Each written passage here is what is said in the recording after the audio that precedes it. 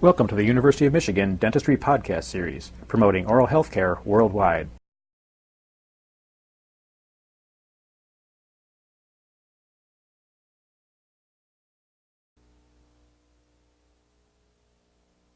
The placement of the arbitrary posterior palatal seal is accomplished after the maxillary mastercast has been trimmed and thoroughly dried. The first step is to carefully mark the anatomical structures that we use in the aid of posterior length of the denture, and those structures, as you know, are the fovea palatini close to the midline and the hamular notch area located on either side of the posterior border. The posterior border of the posterior palatal seal is determined from what we call the A line, or the vibrating line, which is determined from the patient. In this particular example, that A line is located about 1 millimeter posterior to the fovea palatini in the midline and extends to the hamular notch on either side. So I'm going to draw the posterior border of where we want the denture and, of course, the post-dam area to be.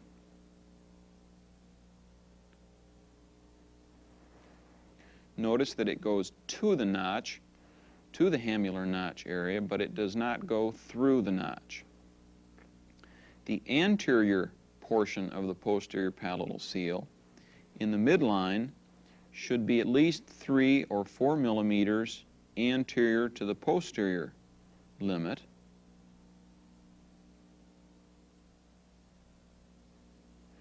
and then should blend down to the posterior border laterally.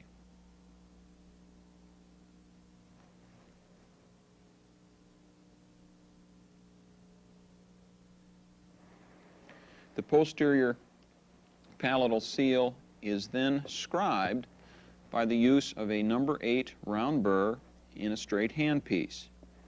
I will scribe this line with the burr, and I will scribe this line in between the anterior and the posterior limits of this post-dam.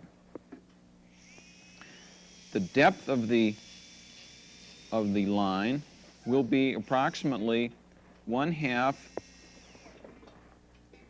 the depth of the number 8 round burr.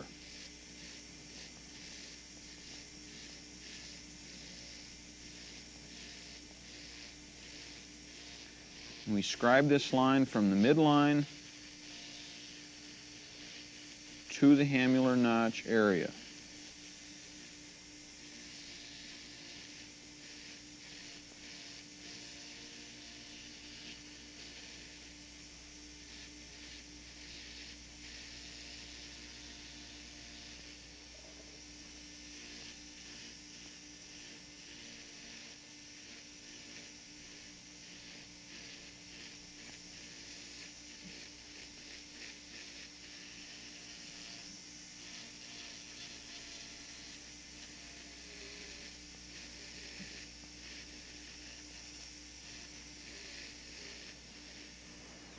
Okay, now that line, repeating, is approximately one half the depth of the number 8 round burr.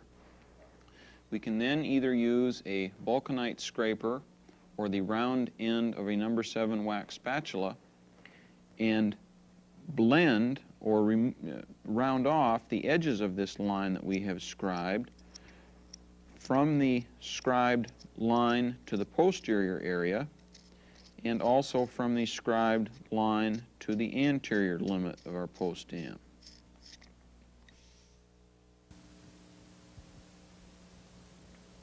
The arbitrary posterior palatal seal has now been completed.